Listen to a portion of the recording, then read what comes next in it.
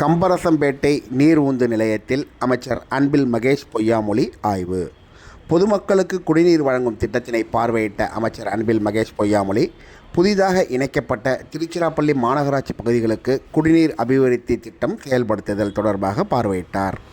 திருச்சிராப்பள்ளி மாநகராட்சியுடன் 2011 சேர்க்கப்பட்ட திருவெரும்பூர் பேரூராட்சி, பாப்பாக்குறிச்சி ஊராட்சி, எல்லக்குடி ஊராட்சி, கீழகல்கண்டார்கோட்டை ஊராட்சி மற்றும் ஆலந்தூர் ஊராட்சி ஆகிய பகுதிகள் அடங்கிய பகுதிவாழ் பொதுமக்களுக்கு சிபிஹெச்இஇஓ நெறிமுறைகளின்படி நாள் ஒன்றுக்கு நபர் ஒன்றுக்கு 135 லிட்டர் வீதம் குடிநீர் வழங்குவதற்கு ஜெர்மானிய வங்கி நிதி உதவியின் கீழ் ரூபாய் 63.70 கோடி மதிப்பீட்டில் பணிகள் எடுத்துக்கொள்ளப்பட்டு தொகுப்பு எண் 1 கீழ் காவேரி ஆற்றுப்படுகையில் புதிதாக 6 மீட்டர் விட்டமுள்ள 18 மீட்டர் ஆழமுள்ள தலைமை நீர் சேகரிப்பு கிணறு கட்டப்பட்டுள்ளது.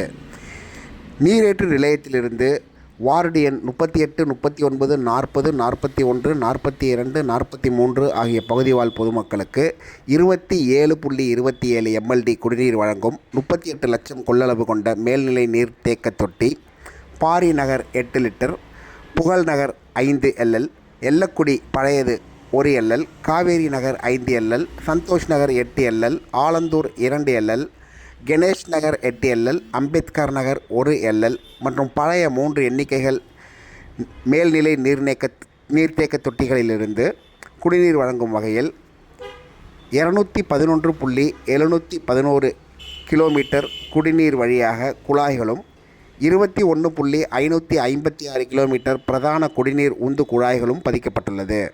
இதுநாள் வரை இத்திட்டத்திற்கு 64.95 கோடி ரூபாய் செலவிடப்பட்டுள்ளது. இத்திட்டத்தின் மூலம் 19,343 வீட்டு குடியிருப்பு குடிநீர் இணைப்புகள் வழங்க வழிவகை செய்யப்பட்டு 88,054 மக்கள் பயன்பெற உள்ளனர். இதனை இன்று பள்ளிக்கல்வித்துறை அமைச்சர் அன்பில் மகேஷ் பொய்யாமொழி பார்வையிட்டு ஆய்வு செய்தார்.